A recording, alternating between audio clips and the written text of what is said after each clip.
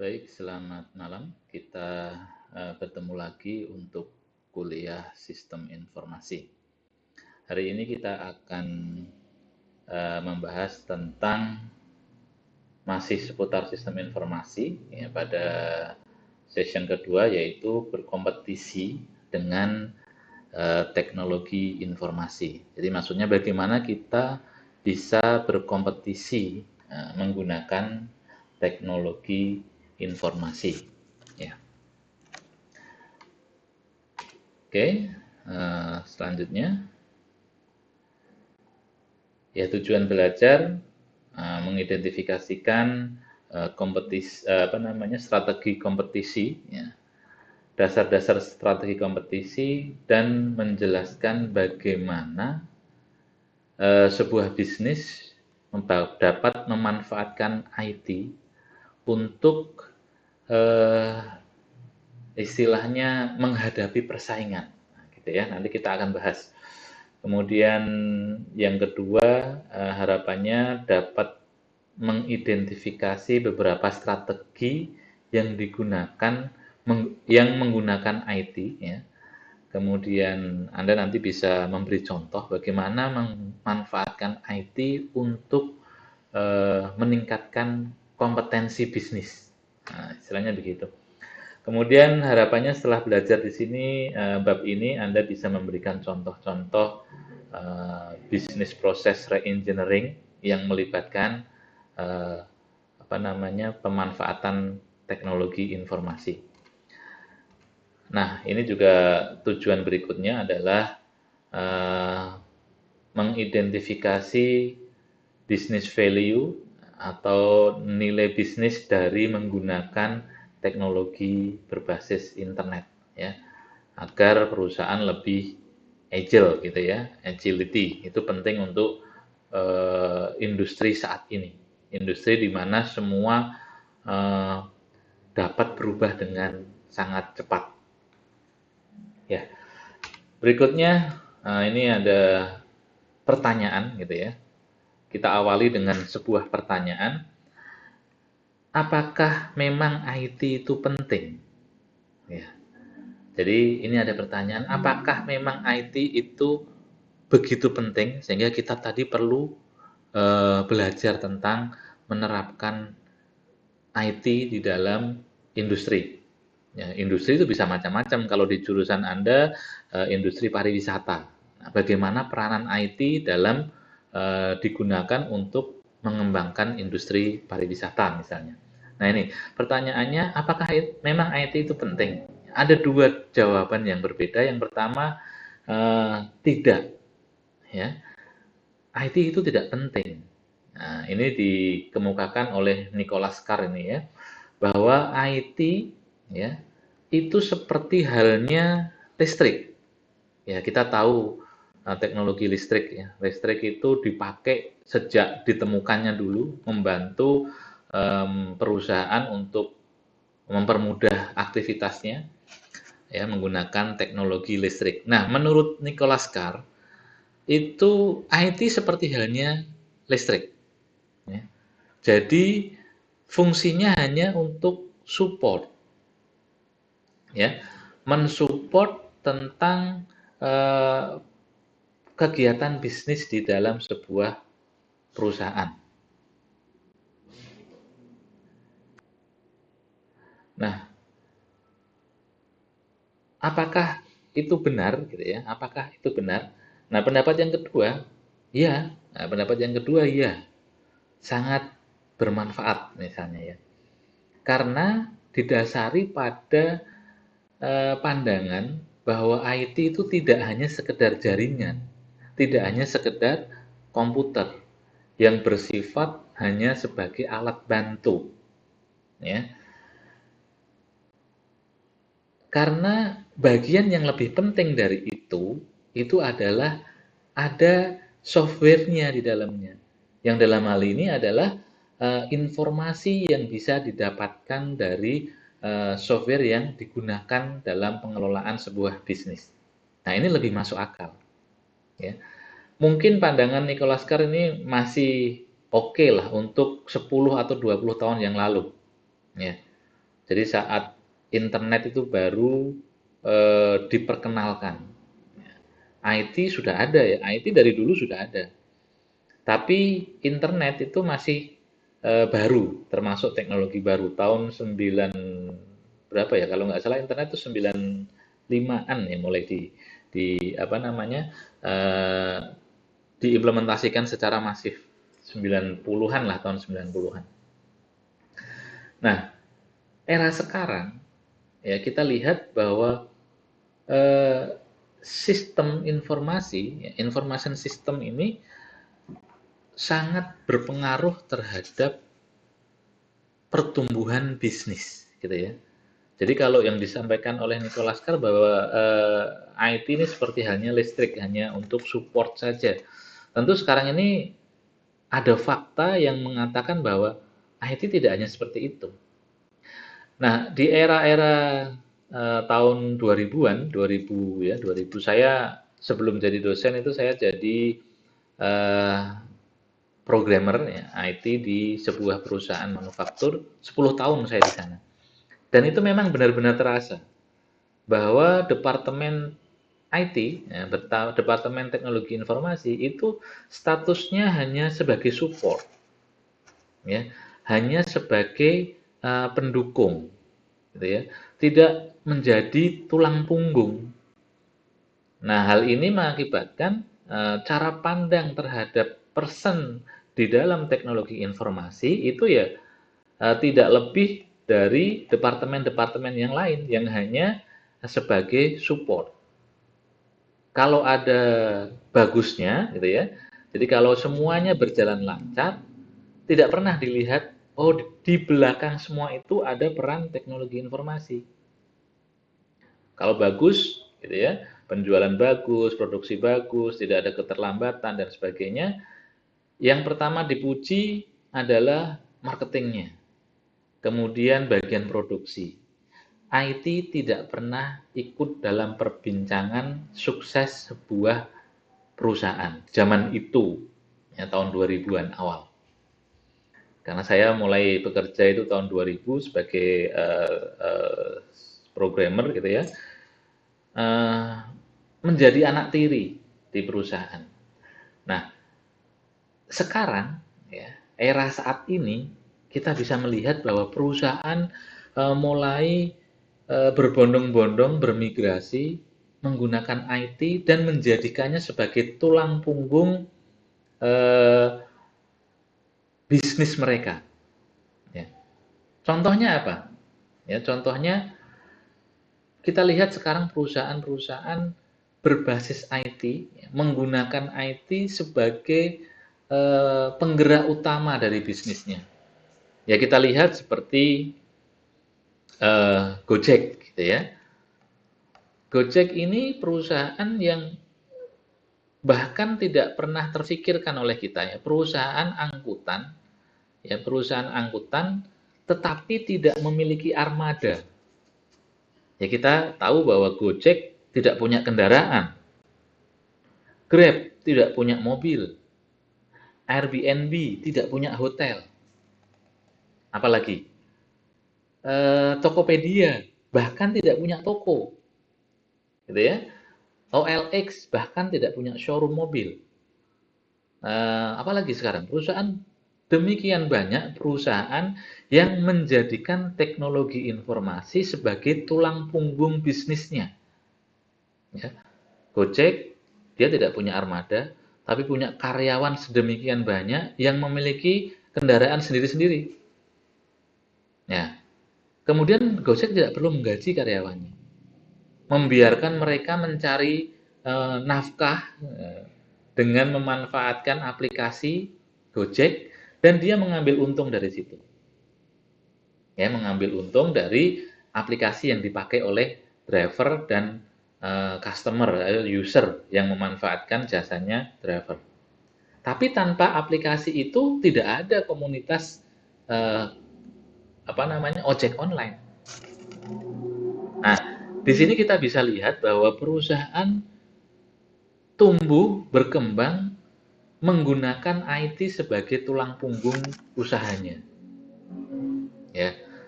Kemudian Shopee kita bisa lihat ya. Shopee tidak punya toko, tidak punya warung, tetapi dia punyanya apa? Punyanya sistem, ya, punyanya sistem informasi. Ya, sistem informasi berbasis komputer tentu ya.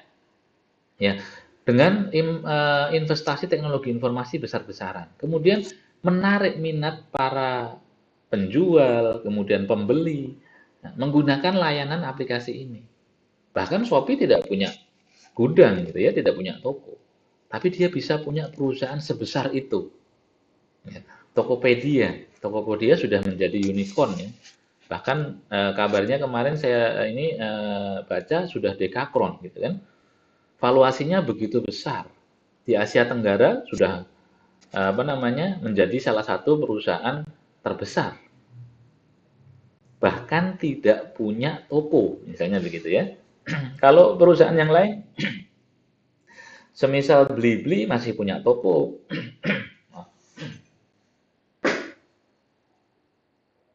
Blibli kemudian dulu ya marak ada bineka.com, kemudian yang lain gitu ya, itu masih punya toko. Masih di backup oleh perusahaan besar semacam Jarum Group, Blibli punyanya Jarum. Ya dia elektronik store gitu ya, yang produknya Polytron karena Polytron itu member Jarum gitu ya. Eh, Disupport sepenuhnya karena dia masih punya toko. Meskipun ada merchant-merchant yang jualan di situ. Nah, kita bisa melihat bahwa IT mengubah paradigma bisnis kita semuanya sekarang ini. Ya, Airbnb, Grab, Red Doors, ya. Ini kecerdasan para disruptor gitu istilahnya ya, yang bisa mengubah cara berpikir orang. Ya. Dulu di era mungkin di era Nicholas Carr itu orang mau menyewakan hotel tempat menginap harus membangun hotel, kan gitu. Sekarang enggak. Orang bisa membangun hotel, membangun rumah, disewakan atas nama Red Doors misalnya. Kemudian dulu berpikir perusahaan kalau mau membuat perusahaan transportasi, ya harus menyediakan armada. Nah, sekarang enggak, ya. Sekarang enggak. Sekarang bisa armada bebas, ya, dari banyak orang. Kemudian kita mengelolanya saja, macam Grab. Nah, ternyata sekarang ini IT sudah begitu apa namanya mewarnai bisnis yang dilakukan oleh sebagian besar orang yang dulunya beranggapan bahwa IT itu hanya sebagai support. Nah, itu alasannya. Nah, kemudian ya, ini jawabannya apakah Anda setuju dengan pendapatnya si Nicholas Carr? Kenapa? Nah, ini ada tadi sudah saya jelaskan ya. Jadi Anda tahu alasannya. Kenapa? Kenapa kita menolak pendapatnya yang bahwa IT itu tidak penting? Kenapa kita setuju bahwa IT itu sekarang ini sangat penting?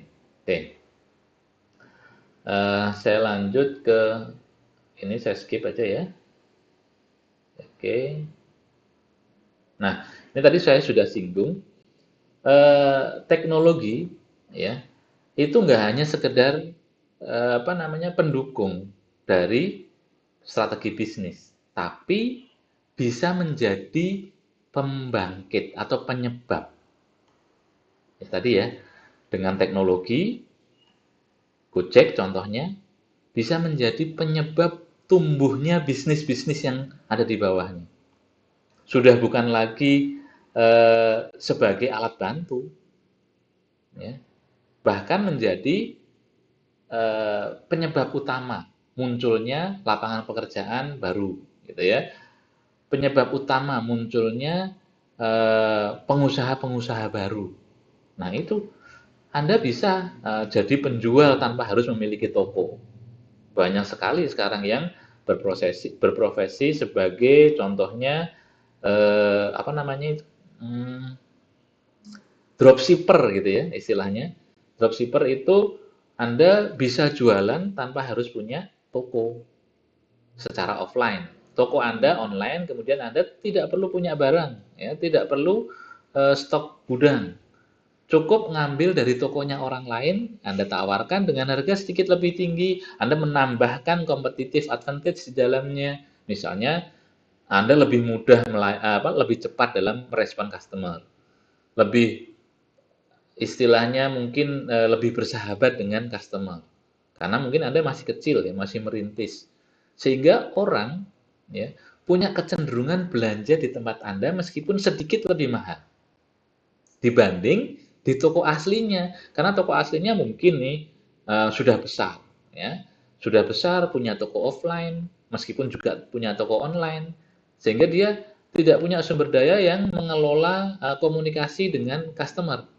Sementara Anda yang sebagai dropshippernya, karena Anda masih kecil, mampu memberikan pelayanan secara memadai kepada calon-calon customer.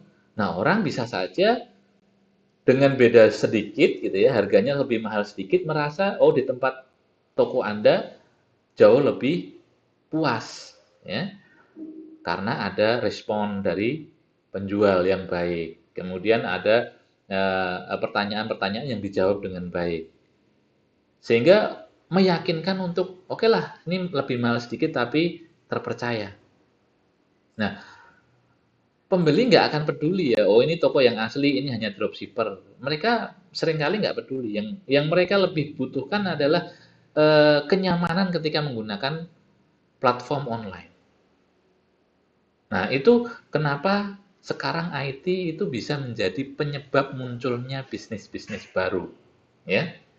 Kemudian IT juga bisa mengubah bagaimana bisnis itu bisa berkompetisi, ya. Misalnya Anda bukan dropshipper lah, sama-sama toko offline, ya.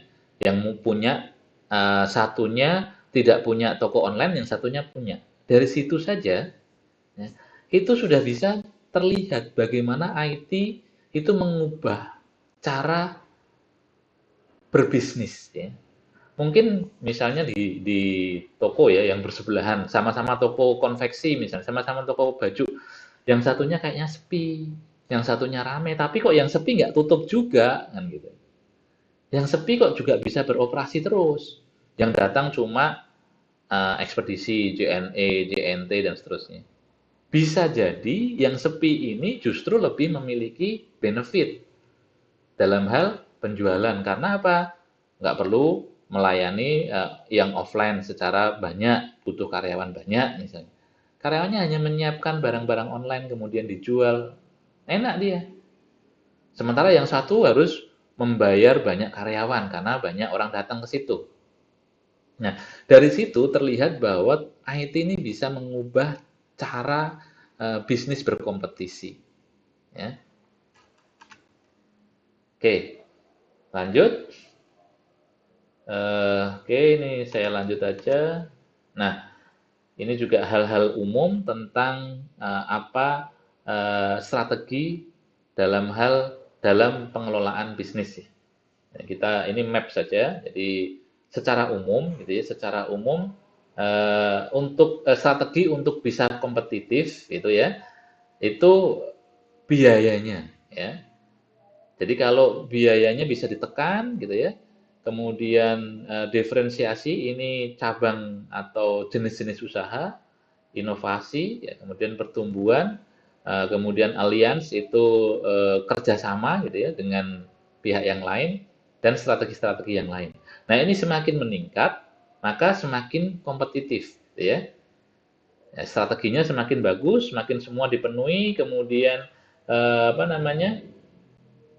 eh, grafik yang ditunjukkan ini semakin ke atas, semakin ke kanan, maka dia akan makin bisa bersaing, gitu ya. Ini secara umum. Oke, saya lanjut aja yang berhubungan dengan penerapan IT, gitu ya. Eh,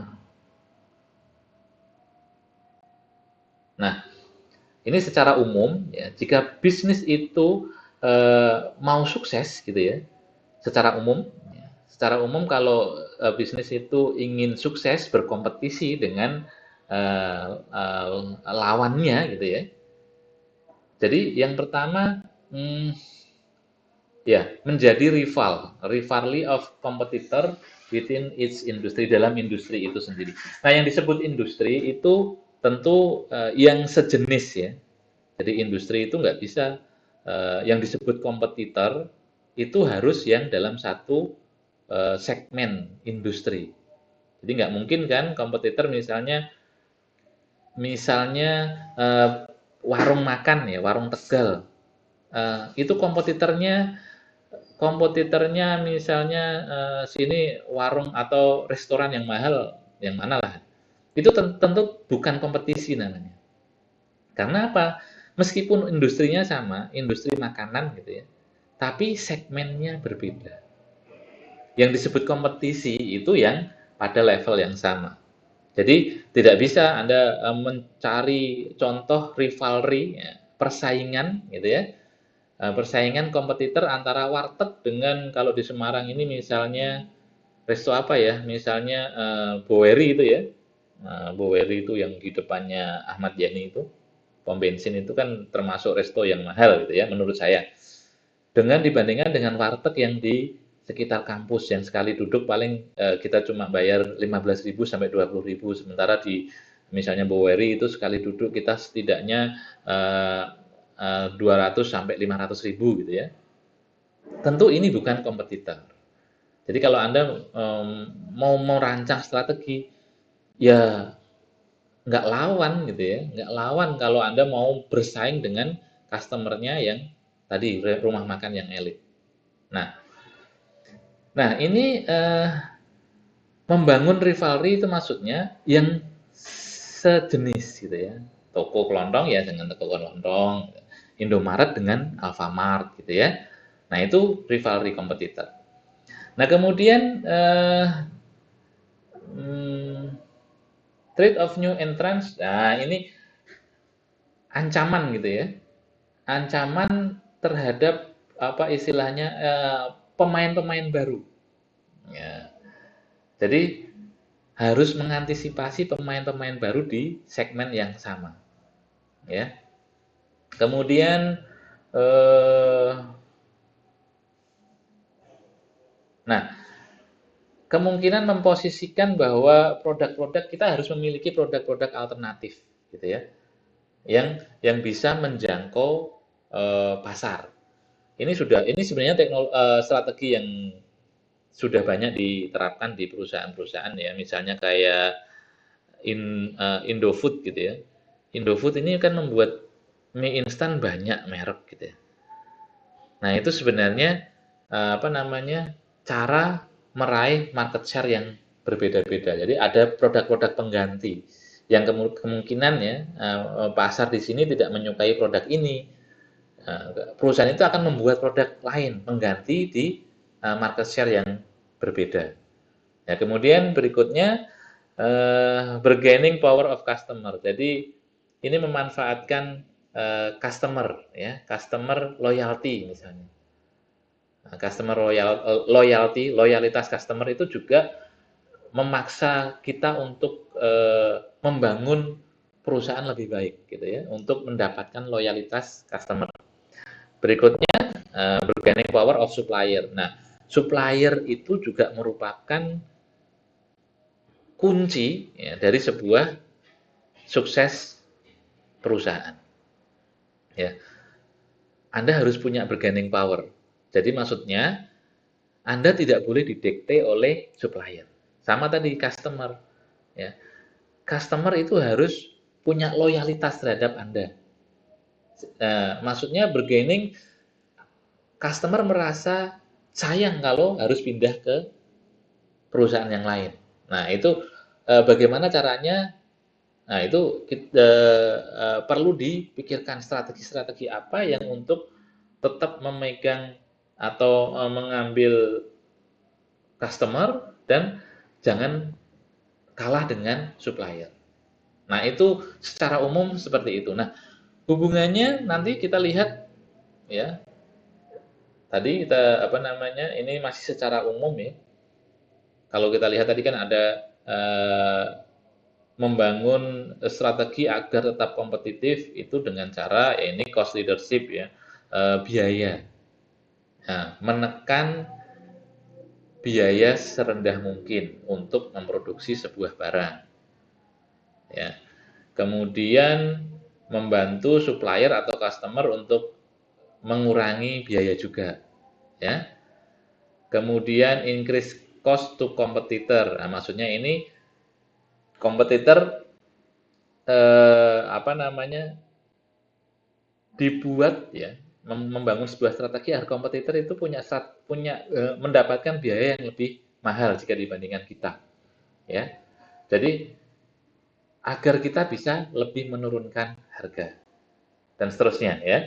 Nah, itu strategi dari sisi biaya. Kemudian diferensiasi ini pencabangan produk gitu ya. Ya, ini secara umum seperti itu. Kemudian innovation, ini secara umum ini belum terkait dengan bagaimana nanti IT bisa mengambil peran dalam strategi tersebut, ya, dalam mewujudkan strategi kompetitif tadi. Jadi IT tujuannya untuk meningkatkan kompetitif, ya. Jadi perusahaan kita makin kompetitif nih dengan rival dengan cara mengimplementasi IT di dalam proses bisnisnya. Ya, kalau tadi di awal saya jelaskan, eh, tukang ojek online itu sekarang sudah nggak saingannya ojek pangkalan. Gitu ya. Ya, karena menang melawan memiliki sekian banyak keunggulan. Padahal ini di segmen yang sama. Ya, kalau kita lihat ojek online dengan ojek pangkalan itu segmennya kan sama. Jasa yang ditawarkan juga sama. Ya, jasa yang ditawarkan adalah eh, pengemudi atau apa ya pengantar orang lah ke tempat tujuan. Tetapi ojek online punya kelebihan, ya biayanya lebih murah, kemudian bisa kita tunggu di rumah, ya sampai tujuan aman dan seterusnya. Nah tentu hal ini bisa terwujud jika perusahaan itu menerapkan atau menggunakan teknologi informasi dalam pengelolaan bisnisnya. Oke, saya lanjut. Nah, ini alians strategi atau apa namanya menjalin kerjasama ya, dengan perusahaan-perusahaan lain. Ya. Ya, tadi misalnya yang saya contohkan seperti Tokopedia. Ya, Tokopedia itu bekerja sama dengan apa? Di samping dengan merchant, dengan penyedia layanan keuangan. Di sana ada OVO misalnya ya, Tokopedia OVO ya. Nah, kemudian ada Dana ya. Dana itu untuk kredit gitu ya. Dan yang lain-lain. Nah, ini menjalin hubungan ya, bisnis yang membuat eh, secara kompetisi dia lebih unggul. Menyediakan plafon kredit ya. Padahal yang satu kompetitornya nggak ada nih, kalau bayar harus cash. Nah, ini adalah cara-cara bagaimana meningkatkan eh, persaingan, meningkatkan kemampuan bersaing dengan memanfaatkan teknologi informasi. Kalau nggak pakai IT nggak mungkin ya. OVO bisa connect to Tokopedia, ya nggak mungkin karena ini perusahaan yang berbeda. Nah, dengan teknologi informasi sekarang mampu saling bersinergi atau menjalin hubungan bisnis. Ya, dengan Bank Mandiri misalnya Tokopedia bisa membayar tagihan PLN, tagihan internet, tagihan telepon, tagihan listrik, PAM. Nah, ini kan salah satu layanan yang memungkinkan diberikan hanya dengan dukungan teknologi informasi. Kalau enggak, susah dulu membayar itu kalau enggak di agennya langsung, ya, di agennya langsung misalnya PAM gitu ya. Jadi agennya PAM, agen pembayaran. Listrik ya di agen pembayarannya PLN dan sebagainya. Tapi sekarang ini semuanya serba mudah. Nah, kerjasama yang makin luas, makin banyak, ini makin bisa menarik minat calon customer. Ya. Kemudian lanjutnya, ya ini Oke, ini peranan IT dalam mewujudkan tadi strategi-strategi yang sudah disebutkan di depan, ya. Nah, untuk lower cost misalnya ya, untuk menurunkan biaya, ya. Nah, ini IT untuk menurunkan biaya bisnis proses. Ya, Anda bisa mencari contoh ya, bisnis proses yang disupport oleh IT itu biayanya bisa sangat turun. Contohnya misalnya, perusahaan yang memiliki gudang, gitu ya. Oke, saya skip, saya lompat ke materi yang berbeda. Biaya terbesar, salah satu biaya terbesar yang dikeluarkan oleh perusahaan manufaktur itu adalah gudang. Ya, jadi gudang itu memakan biaya yang cukup besar. Kok bisa? Gudang itu butuh lahan yang luas. Ya. Harga tanah luar biasa mahal. Butuh bangunan yang valid, gitu ya, yang tahan terhadap cuaca, karena dia tempat menyimpan barang.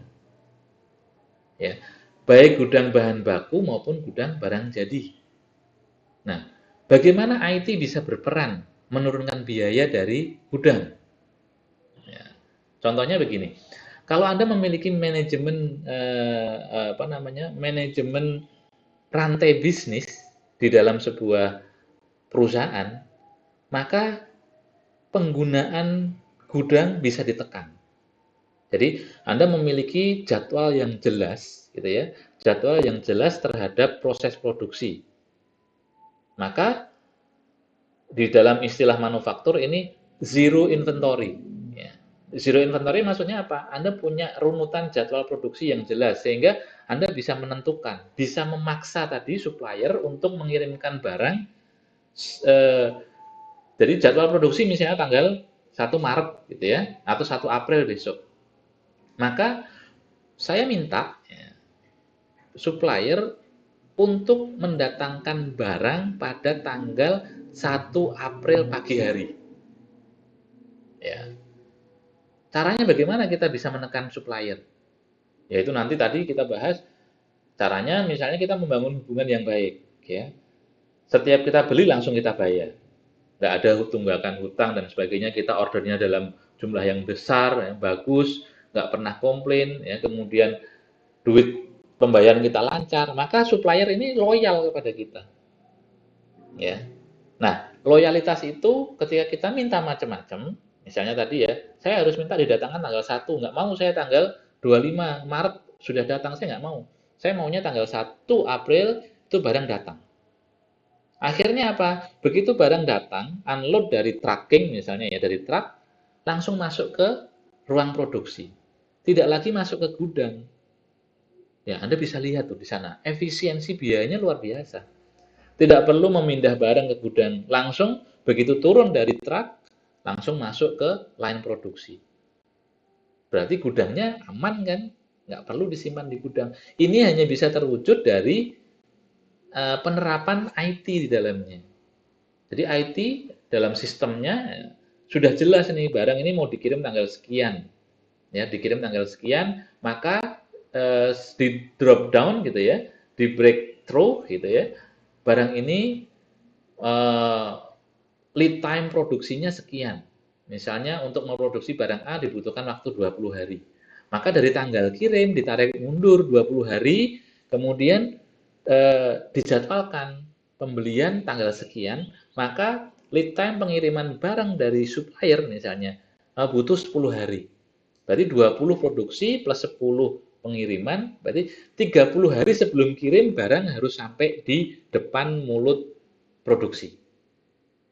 Itu hanya bisa dilakukan ketika mengimplementasikan teknologi informasi di dalam proses bisnisnya. Nah, Anda lihat di situ saja contoh kecil itu sudah bisa menghemat biaya yang luar biasa. Terus nanti kalau implementasinya di pariwisata apa? Ya mungkin bisa saja. Kalau Anda punya hotel, bagaimana caranya hotel tanpa ruang parkir?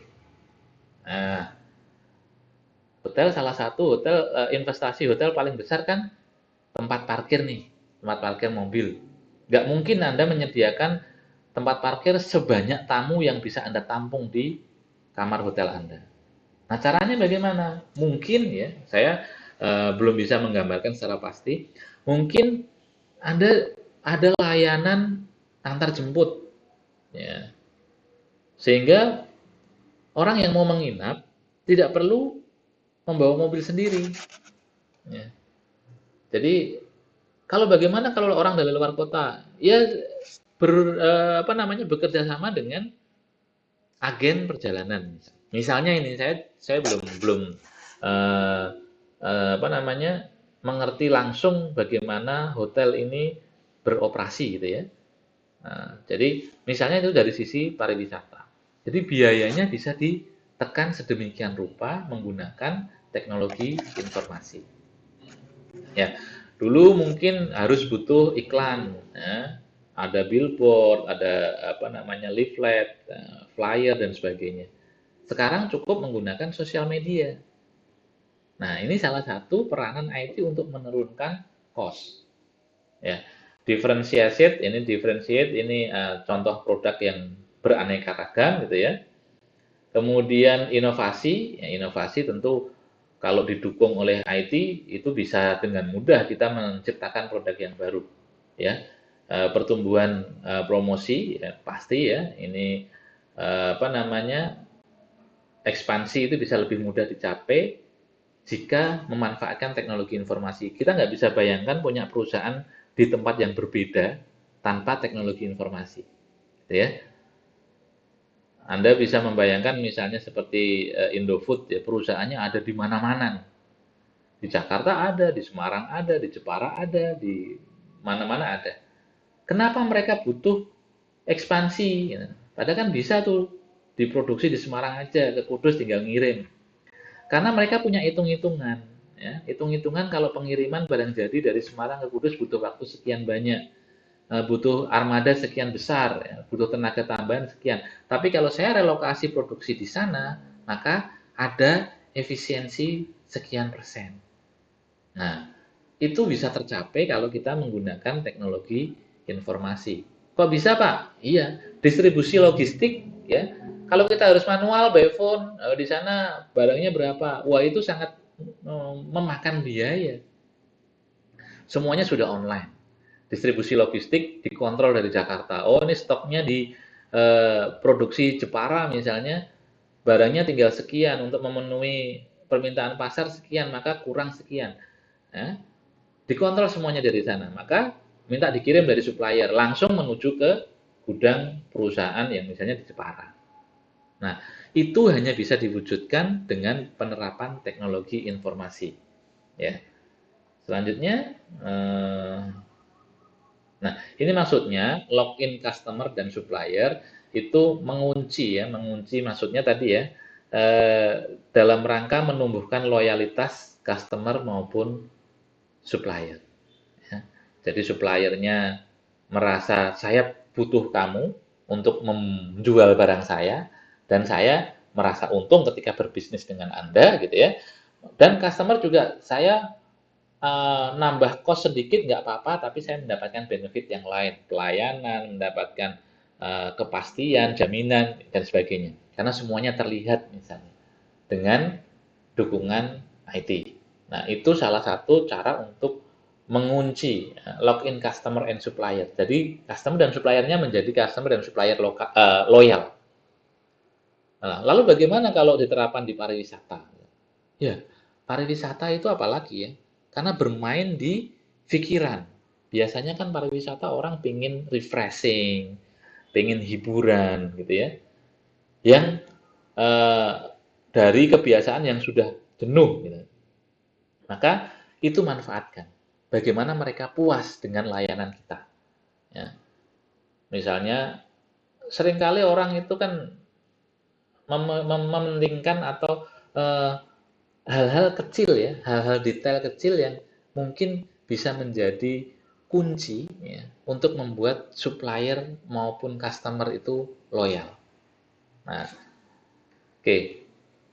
Selanjutnya, ya ini barrier to entry itu membuat batasan apa namanya, agar perusahaan yang lain itu tidak masuk di bisnis yang sama. Tentu ketika kita sudah established, kita sudah memiliki sistem yang sangat solid, maka perusahaan yang kompetitor untuk masuk itu pasti pikir-pikir, ya. Misalnya begitu ya. Ya kita lihat aja Gojek itu di Indonesia saingannya ya baru Maxim, kemudian Grab ya. Tiga itu. Gojek yang asli Indonesia, Grab ini karena perusahaan asing yang luar biasa besar, dia bisa langsung bersaing dengan Gojek. Maxim, saya nggak tahu nih Maxim ini perusahaan Malaysia kalau nggak salah ya. Nah, datang ke Indonesia juga dan nggak bisa, nggak saingannya lah, nggak saingannya Gojek. Nah, ini contoh barrier to entry. Jadi membuat batas, ya, membuat apa namanya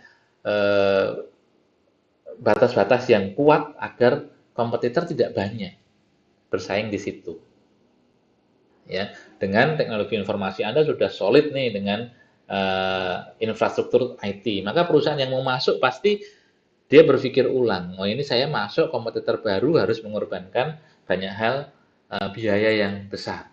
Nah, selanjutnya, oke, ini saya skip. Nah ini tadi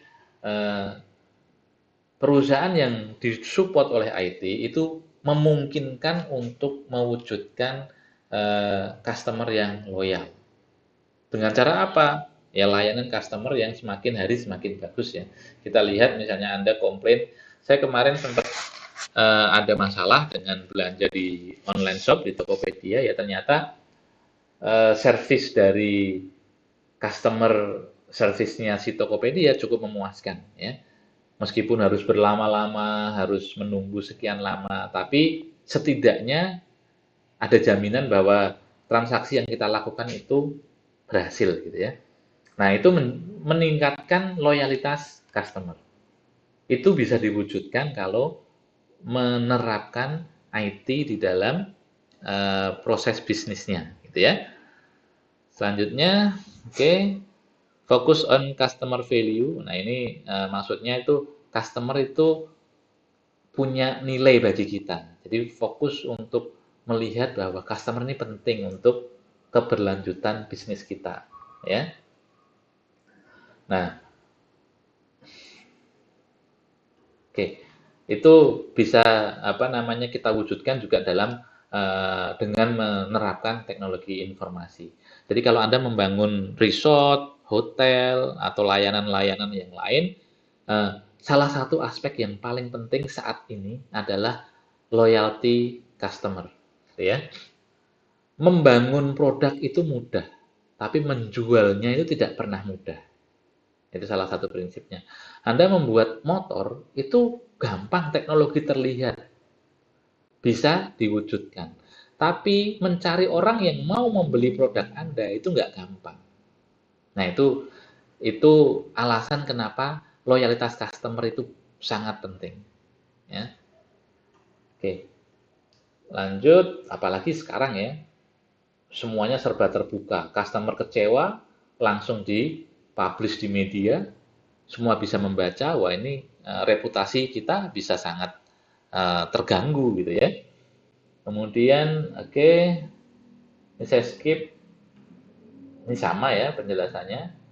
Customer Relationship Management, itu nanti ada topik tersendiri tentang bagaimana membangun sistem CRM, gitu, Customer Relationship Management.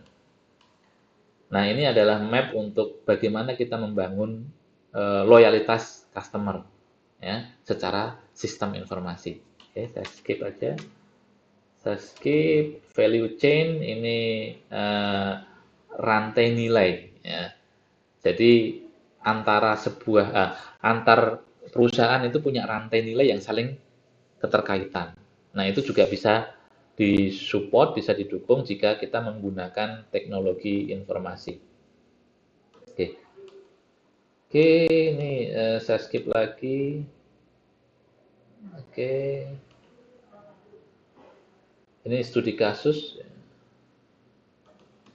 nanti bisa dibaca. Saya langsung ke sini, ya. Terus kemudian bagaimana cara menerapkan sistem informasi atau teknologi informasi pada perusahaan yang sudah established, gitu ya, perusahaan yang sudah berjalan. Nah, itu ada dua metode. Yang pertama disebut dengan business process re-engineering. Nah, ini adalah sebuah tahapan yang frontal istilahnya. Jadi, mengganti proses bisnis yang semula mungkin berbasis manual menjadi IT base. Ini seringkali dihindari, gitu ya, dihindari karena efeknya bisa fatal, ya. Nah, bisa menyerap biaya yang besar dan bisa gagal. Ya. Contohnya bagaimana? Misalnya begini, Anda punya toko nih, offline, ya, punya toko offline. Kemudian Anda berpikir, saya akan membangun toko saya secara online. Saya nggak perlu gudang, saya nggak perlu ekspedisi armada untuk mengirim barang dan sebagainya. Maka saya akan membangun bisnis ini menggunakan solusi IT. Caranya bagaimana? Misalnya ya, saya membuat toko online. Kemudian supplier-supplier saya konekkan secara online ini. Ya, maka saya akan menjual semua nih armada pengiriman saya. Saya ganti dengan ekspedisi yang sudah ready, JNE, JNT dan sebagainya. Nah, kemudian saya membekali customer saya dengan aplikasi yang mereka bisa order langsung, kemudian bayar langsung. Saya hanya mengelola aplikasi sistem secara online. Ya, seperti Tokopedia lah ya. Atau sekarang kalau di Semarang seperti Jakarta Notebook gitu ya. Jakarta Notebook yang semula ada tokonya, ada gudangnya, dia beralih full ke sistem penjualan online. Kalau berhasil, ya, kalau penerapan itu teknologi itu berhasil, itu sangat luar biasa. Menghemat banyak hal, karyawan nggak perlu banyak, gudang nggak perlu luas, gitu kan, nggak perlu pengiriman, semua sudah ada nih, perangkat-perangkatnya sudah ada. Nah, tetapi kalau gagal bagaimana? Ya bubar gitu ya. Customer yang belum siap menggunakan aplikasi online, yang nggak siap kalau harus jualan tanpa menyentuh atau membeli tanpa menyentuh, kalau nggak nyaman dengan transaksi online, maka customer-customer ini hilang. Sementara kita sudah mengubah proses bisnis kita.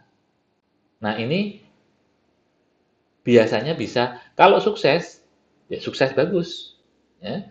Tapi kalau gagal, maka berujung pada kehancuran bisnis. Nah, ini biasanya dihindari. Nah, yang paling memungkinkan adalah business improvement. Ya, jadi penerapannya secara bertahap. Kayak kalau kita lihat contohnya ya misalnya Jakarta Notebook itu tetap punya toko, ya, tetap punya gudang, tapi dia juga jualan online. Nah, bertahap ketika sudah customer-nya sudah mulai nyaman dengan semua yang berbau online, maka pelan-pelan dia mengurangi aktivitas online, offline-nya. Nanti pada suatu tahap tertentu full hilang yang offline. Diganti dengan semuanya serba online. Nah, ini business improvement. Jadi peningkatan pelan-pelan. Nah, ini yang lebih moderat, gitu ya. Ya lebih moderat, lebih bisa diterima, resikonya bisa dikendalikan dibanding yang tadi bisnis proses reengineering yang mengubah total. Nah, itu cara mengimplementasikan teknologi informasi di dalam sebuah bisnis yang sudah berjalan. Oke, ini saya skip. Oke, agility itu maksudnya apa namanya lincah gitu ya, perusahaan yang lincah yang bisa menyesuaikan keadaan dengan cepat. Nah, itu bisa kita capai kalau kita sudah mengimplementasikan teknologi informasi. Oke, saya skip cepet aja. Oke, agility ini definisi-definisi aja.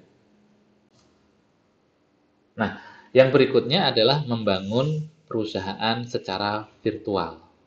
Ya, ini hanya bisa dibangun dalam apa namanya perangkat teknologi informasi. Namanya juga virtual, virtual company. Jadi tidak ada fisiknya. Ya, ada orang, organisasi, aset dan idenya. ya untuk membangun sebuah perusahaan virtual. Virtual tentu maya ya. Kalau contoh kecilnya ya tadi, contoh kecil perusahaan virtual ya dropshipper itu kan virtual. Sebenarnya Anda punya perusahaan, ya, perusahaan kecil ya, berupa perusahaan jual beli. Nggak punya gudang, nggak punya barang, tapi punya customer, punya sistem. Nah, itu kita bisa contohkan sebagai virtual company. Tentu ada perusahaan lain, perusahaan besar yang bisa kita sebut sebagai perusahaan ya, yang berbasis virtual ya. Itu nanti akan membangun ya, berbasis IT. Sekarang ini kan layanan berbasis cloud sudah sangat banyak ya. Saya punya perusahaan tidak perlu membangun infrastruktur IT secara fisik. Saya cukup beli Internet as a Service gitu ya, IaaS dari cabangnya cloud, atau platform as a service ya, atau tadi infrastruktur as a service. Kemudian ada namanya sistem as a service. Kita tinggal mau milih yang mana. Infrastruktur as a service itu artinya kita beli perangkat ya, beli perangkat tapi virtual. Virtual itu bukan kayak apa namanya seperti game itu apa Roblox yang semuanya serba virtual, enggak seperti itu, mirip seperti itu, tapi kita bisa memanfaatkan itu secara fungsi ya, secara fungsi. Kita membeli server nih, tapi fisiknya nggak ada di kantor kita. Ya, kita membeli layanan server, kemudian network, itu dalam ranah infrastruktur as a service, IaaS, platformnya cloud. Kita beli server, kita tinggal milih servernya mau prosesornya berapa. Misalnya Core i7, nah, misalnya nih, RAM-nya kita mau 32 GB, hard disk-nya kita mau misalnya 10 tera misalnya. Kemudian network-nya kita mau sekian Mbps koneksinya. Nah, kita beli itu perangkatnya. Kita sewa dari provider penyedia. Nah, kemudian kita nanti akan menghadapi layar yang seperti kita menghadapi layar fisik, tapi secara online. Nah, itu kalau infrastruktur as a service. Jadi kita bangun sendiri servernya, kita bangun sendiri jaringannya, tapi semuanya online. Kita tinggal bayar layanannya. Benefitnya apa? Benefitnya kita tidak perlu menambah tenaga ahli untuk ngurusi itu aja, ngurusi hardware-nya. Kita sudah serahkan ke penyedia layanan cloud. Kita tidak perlu membayar tagihan listrik untuk mesin servernya. Kita tidak perlu membangun kabel jaringan yang ribet gitu ya. Kita cukup membangun jaringan LAN yang sederhana saja. Dan seterusnya. Ada benefit-benefit yang bisa kita dapatkan dengan layanan cloud. Nah, kemudian ada platform as a service. Nah, itu nanti biasanya kita disediakan. Komputernya kita nggak nyebut gitu ya, tapi ada platform, sudah ada sistem yang kita bisa manage. Ya, yang terakhir software as a service. Jadi kita layanan sudah pakai software ya, tapi kita sewa softwarenya. Nggak perlu mikir infrastrukturnya, nggak perlu mikir platformnya, kita langsung memakai softwarenya. Nah, itu ada 3 jenis cloud service. Yang itu sebagai apa namanya modal utama kita membangun virtual company. Tinggal kita mau pakai yang mana tadi. Kalau perusahaan besar biasanya memanfaatkan yang infrastruktur as a service. Yang nanti bisa explore sendiri ya tentang cloud system. Ya, oke. Nah, ini contoh virtual company ya, melibatkan banyak perusahaan yang lain. Ya, sementara ini dalam satu rangkaian proses bisnis.